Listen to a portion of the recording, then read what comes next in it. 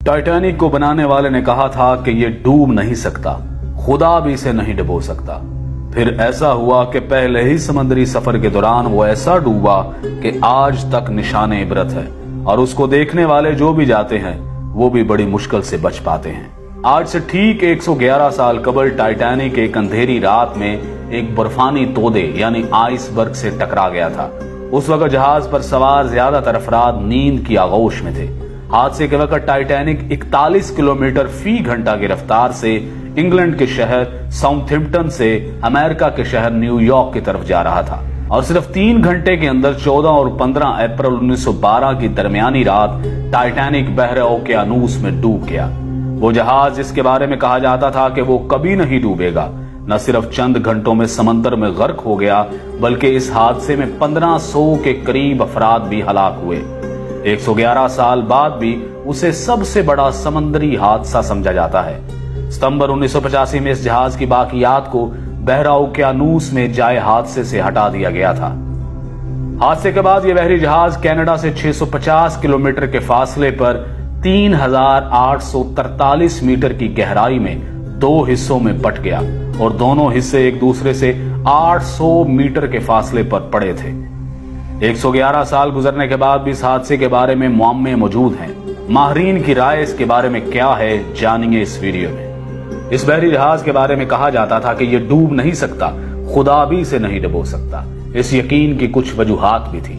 Federal university of Rio de Janeiro के शोबा बहरिया और ocean engineering के प्रोफेसर और इंजीनियर अलेक्जेंडर डी पेन्हो अल्हो कहते हैं कि इंजीनियरिंग के लिहाज से यह डिजाइन की बुनियाद पर तैयार करदा पहला बहरी जहाज था।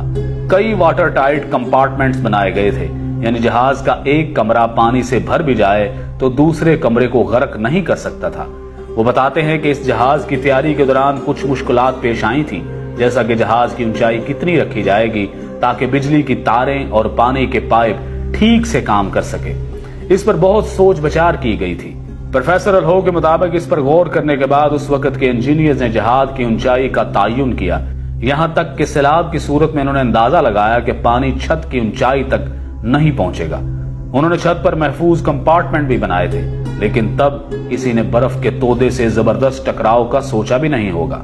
माहिरीन का कहना है कि तसादुम इतना जोरदार था कि जहाज की मेन बॉडी में जहाज की निसफ लंबाई तक सुराख हो गया था। ऐसी हालत में पानी डेक तक पहुंच गया था।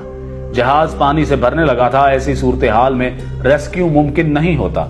आप पानी को निकालने के लिए जहाज में मौजूद तमाम पंप्स चालू कर सकते हैं, आप सब कुछ आजमा सकते हैं, लेकिन जिस रफ्तार से पानी अंदर आ रहा होता है उसी रफ्तार से उसे वापस बाहर नहीं फेंका जा सकता।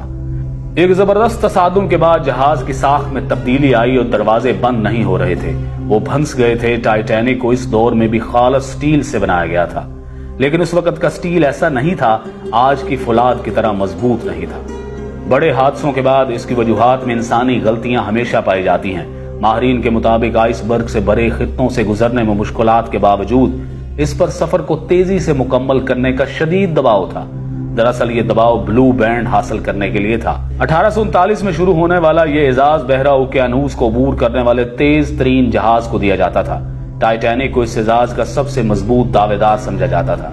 इस वक्त दुनिया की बड़ी कंपनियों के दरमियान जहाज बनाने का मुकाबला था। उस वक्त इंग्लैंड और जर्मनी के दरमियान मुकाबला था कि सबसे बड़े और तेज तरीन जहाज कौन बनाएगा।